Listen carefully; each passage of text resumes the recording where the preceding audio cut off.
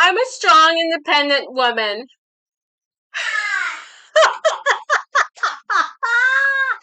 Hey guys, welcome back to my channel. Oh my gosh, I'm yelling here. Thank you guys so much for joining me. If you've made it this far, you will be indoctrinated. Oh yes, we're gonna do that. Oh, there's my cross. Oh my god, I just gave myself away. Um, Guys, tonight we're going to be talking about a very important topic. Now, I've talked about this topic at great length on my channel before, but this is going to be a little bit more concise and brought down. So if you're looking at the thumbnail, you already know enough formalities. Let's get into it. So, feminists and the feminist movement. What is a feminist?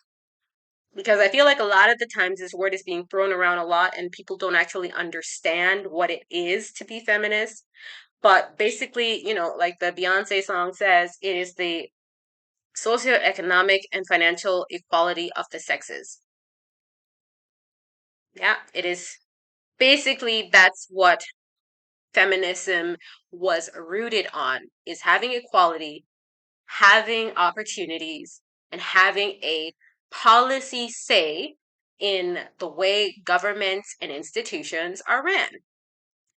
All that other stuff was added on later.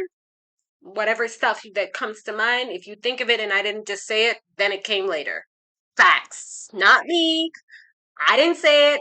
That's just the way it is. I And this is important because when we get into our next topic, which I'm going to get into a little bit on this channel, but the rest of it I'm going to save for my Spotify because I don't want YouTube to cancel me. Okay?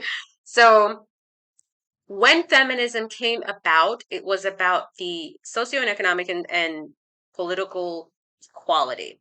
And why was this an issue? Women could not do things like open a bank account for themselves. There was not enough daycare provision in the workforce, if any. There weren't a lot of daycares, and at that point, there wasn't a lot of daycare, and there wasn't a lot of provision for women who wanted to work or who needed to work in order to sustain their families. Interestingly enough, at the turn of, I would say, 60, 70, there was an increase in social, political inclusion and subsidization to provide more opportunities for single mothers. And this was particularly beneficial for minority groups.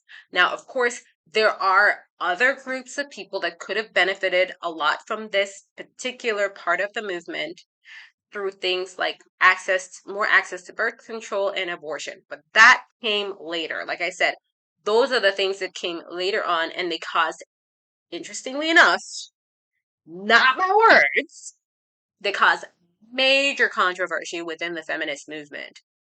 Nowadays, feminist movement is being led with that, among other things.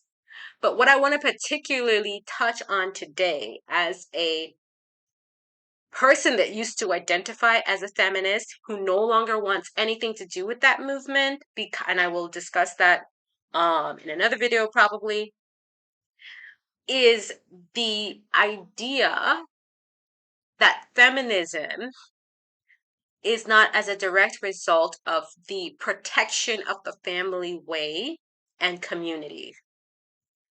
I want to stress in this video, and I hope this video is not going to be long, but I want to stress in this video that feminism is not misandry. It is not man hate.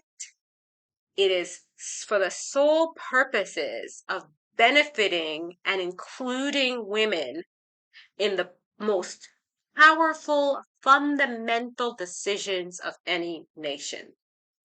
And this came in Scandinavia first because women's work, so domestic work, was not included in the GDP. And we've come a long way in Europe since then, where women now get paid to stay home with their children. Oh, yes. Oh, yes. America has a long way to go. Yes, I know. But here in a lot of Scandinavian countries, even without paying into the system, I know some people are going to be booking their tickets right now to move here. Once you have a child born in certain countries like Denmark, Germany, some of the greater Scandinavian countries have it implemented so that you receive subsidization for your child for the entire duration of that child's life, as long as they're in school, I think up to 25 years old. That is what feminism fought for the care of children, for the financial inclusion of work that women have always done. If you guys want to check this out, you can go check out the book, Women Have Always Worked.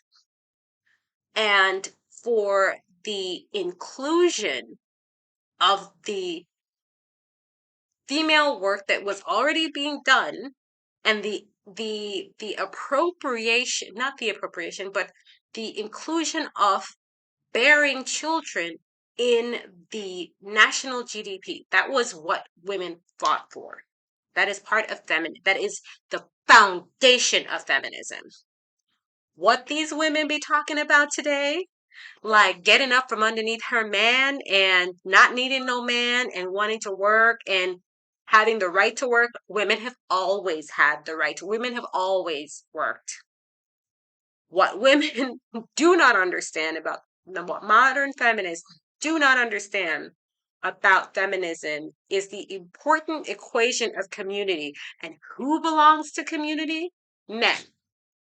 So because we've wanted to see a huge shift away from that ideology for whatever reason, I don't know what the agendas are. I have a couple of conspiracy theories, but I'm not going to get into that. But what I've seen with the whole shift from community and empowerment and inclusion of men, like child support and those things, and now we are just, oh, we're just not going to have children, then we don't have to deal with men. And this is a gross generalization on my part, and I will apologize in advance because I know y'all are going to come to me. But that is the most nearsighted or short-sighted philosophy I have heard in a very, very long time that makes absolutely no sense in the grander scheme of the continuation of the children that exist today that will now grow up to be citizens of the world tomorrow. And if you think that that's not going to affect you because you don't have any children or you're not planning on having any children, I hope, baby, that you have a very, very, very good personal pension plan that does not include government assistance in any way, shape, or form, which is probably how most of y'all got where y'all got anyways and had the opportunities that were afforded to you. But modern day feminism does not necessarily reflect some of the core values of feminism, the foundation of feminism, and the evolution of said feminism does not seem to have a forward thinking, progressive view, in my opinion, as it pertains to what women with children or who want families are supposed to do, in even being able to vocalize such a desire. And I thought that feminism was about inclusion and not exclusion. This to me is extremely concerning because if you don't fall into the current rhetoric of what modern day feminism dictates, then you will be ostracized for being different. And that's not what feminism is supposed to be about. It is about equality. It is about equity of the sexes, not equality of the sexes. I hope you guys enjoyed this content. I hope to see you guys again in another one. And if you can, because I probably won't be for very long, stay safe and stay free.